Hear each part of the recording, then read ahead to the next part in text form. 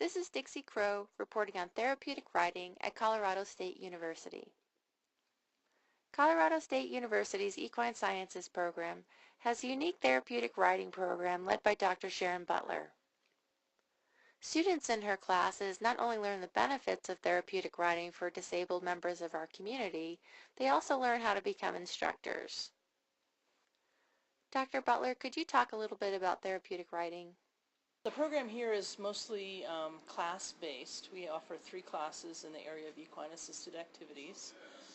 We talk a lot about why being on a horse or being with a horse is beneficial, all the benefits that they can provide through their movement and through the interaction with them. And we just, I guess that's really where we start, is with all the benefits. Sure. And from there, then we get more specific about, if you want to be an instructor, what do you need to do and what do you need to know. The riders for the lab come from Front Range Exceptional Equestrians. So they're riders in their program, and they allow me to choose riders for my lab for the students to work with. Could you talk a little bit about what their needs are? We have both children and adults, first of all, and their needs are varied.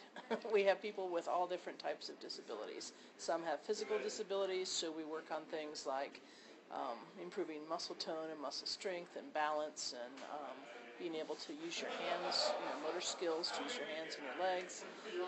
We also have riders with cognitive disabilities, so we work on more educational things, being able to remember skills in a sequence, complete a task all the way through, being able to just understand things like, what color is the horse, what breed is the horse. We do things with the alphabet and words and numbers and sort of an educational type of things. And then we do have a few riders that have multiple disabilities. They're getting benefit in all those areas. And then what's the difference between assisted therapy riding and hippotherapy? Well, equine-assisted activities and therapy is a general term, and it covers everything. Okay. Therapeutic riding is a type of equine-assisted activity where the goal is to learn how to ride a horse, to learn riding skills and horse handling skills, and that's taught by a certified instructor. Hippotherapy is a specific type of therapy led by a physical or occupational therapist. There is an instructor involved, but the therapist is leading the session. They don't learn how to ride the horse, but they are working on therapy goals to improve their function. Is this program pretty unique in terms of, are there other programs like it at universities across the United States, or? There are a few universities that have programs with equine-assisted activities, not a lot, but there's a few. There's a fair number of universities that offer 1 or 2 classes, but to have a program where you go through and learn from the ground up and become a certified professional, there aren't very many that do that. Emily Geeslin, a senior equine sciences major, has focused on therapeutic riding as part of her coursework. I know you had some involvement with equine-assisted therapy, and could you talk a little bit about how you were interested in that and what that entails? I first got involved with that knowing that I wanted to become involved with that when I was around age 10, but this summer I got a really good glimpse of how that works practically in the world. And so I completed an internship, and it was really helpful just to see like other facilitators and instructors working with the individuals who had disabilities and special needs.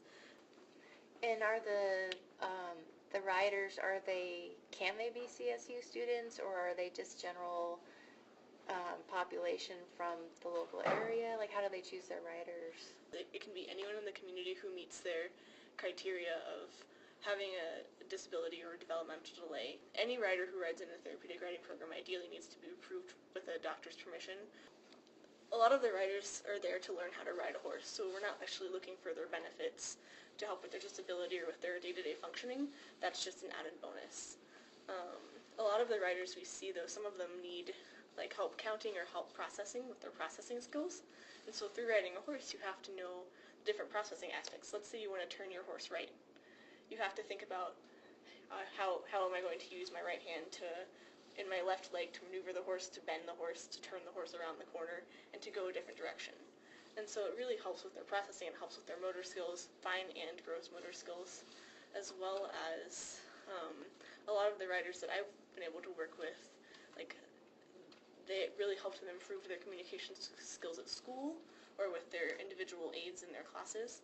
And a lot of them helped with their vocabulary and their reading skills because we caused them to do a lot of different activities when we're teaching them how to ride a horse. Are you like exposing yourself to diversity of disabilities within the Fort Collins area, and do you think that's impacted you personally?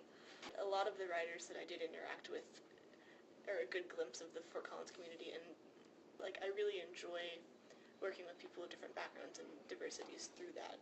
My cousin has special needs, and I also utilize special needs services as well, and so it's just really beneficial just to meet others in the community and to become a part of something bigger than myself.